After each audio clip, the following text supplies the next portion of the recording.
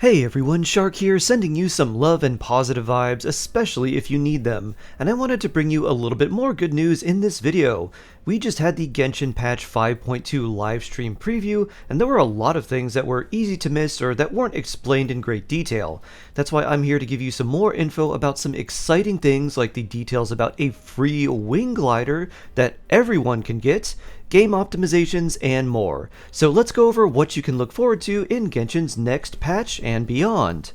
But before I dive into that, a lot of people have been asking me this question because they have noticed, especially if you played Nahita's birthday event, that there is a distinct absence of the regular English voice actors in the game during the last two version previews as well as certain events. And what's going on here is that many of the voice actors are on strike for better working conditions and protections like preventing companies from using their voices to train AI to replace them. So in case you were wondering why some of the events are not voiced in English, it's because the talent behind those events are fighting for their rights and trying to protect themselves from being replaced by unfeeling robots attempting to emulate human speech and emotion. And I just wanted to clarify that for people who are asking because I received many questions about it on stream, so now let's go over some more things we have to look forward to. The first thing I'm really excited for is the fact that treasure compasses will now automatically find seelies and time trials for more treasure and primo gems. This is in addition to the update where they actually show the treasure on your minimap. They will also automatically switch between regions provided that you have the appropriate regional treasure compass. This is a really great change for anyone who is a completionist or just trying to farm more primo gems in general. Keep in mind though that you still will need the regional treasure compasses for this feature to work. It's not like they are replacing all of the treasure compasses with one universal one, so you're going to still need ones for Mondstadt, Liyue, Inazuma, Sumeru, and so forth. You can now also hold double the amount of seeds for planting in the Serena Teapot, which is a feature I really appreciate since my seed dispensary is almost always full of mushrooms and mint and other random things. Version 5.2 will also introduce lava fishing, which is kind of interesting, and normally there is a new 4-star weapon available when fishing becomes available in a new region, but I can't find any info about a fishing weapon, so that may be coming in the future. Lava fishing and fishing in general is not something that's high up on people's lists, but a weapon like the Ketch or the Floofson Ferryman comes from fishing, so I hope there is a 4-star free-to-play weapon that is attached to lava fishing, even if it's not coming in this update.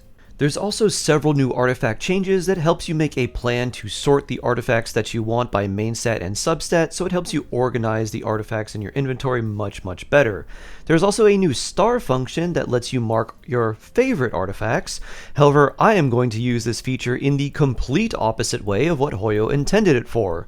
Since there's no symbol to mark what artifacts are garbage, I'm going to use the star feature to mark the bad artifacts I get and don't want to keep, and use those for fodder for the variety of ways that you can use bad artifacts and make them useful, which includes things like leveling up other good artifacts, using them in the artifact scam box for better artifacts or ones from a different set that you want to farm, or to use them as fodder for elixirs.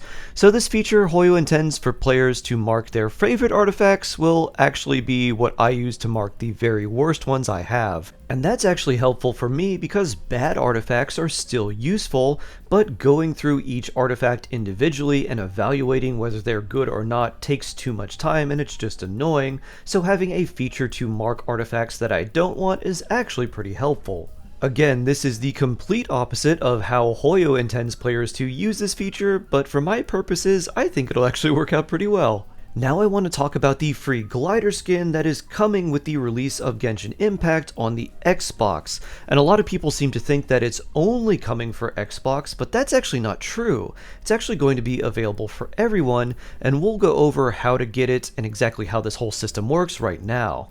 They didn't show what the glider actually looked like, so here's a picture of it now. It's a nice deep green with a little bit of silver and gold accents and a little bit of black in the middle. If you play Genshin on Xbox, you can get this wing glider as soon as the version 5.2 update is live, which is on November 20th. And the good news is that this wing glider is going to be permanently available for every Genshin player on Xbox. However, this wing glider is not limited to people who play on Xbox. It's actually available to everyone, but people who play on other platforms will just have to wait a little bit longer.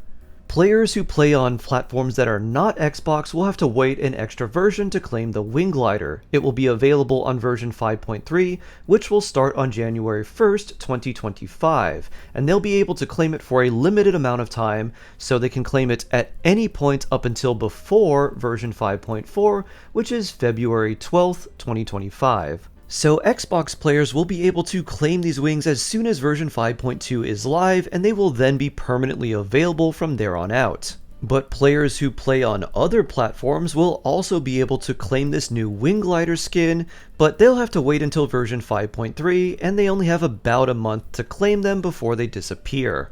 I think this is really nice because I missed out on the PlayStation wings because I don't have a PlayStation, but I can get these Xbox wings even though I don't have an Xbox. And I also think they'll look pretty good on certain characters, like Kaveh in particular, but if you have another character you think they'll look really good on, let me know in the comments below. That'll do it for this video, everyone. I hope you have a wonderful day. Stay blessed, stay jawsome. Don't forget to place your fin on that like button to support your favorite shark, and I can't wait to see you in the next one.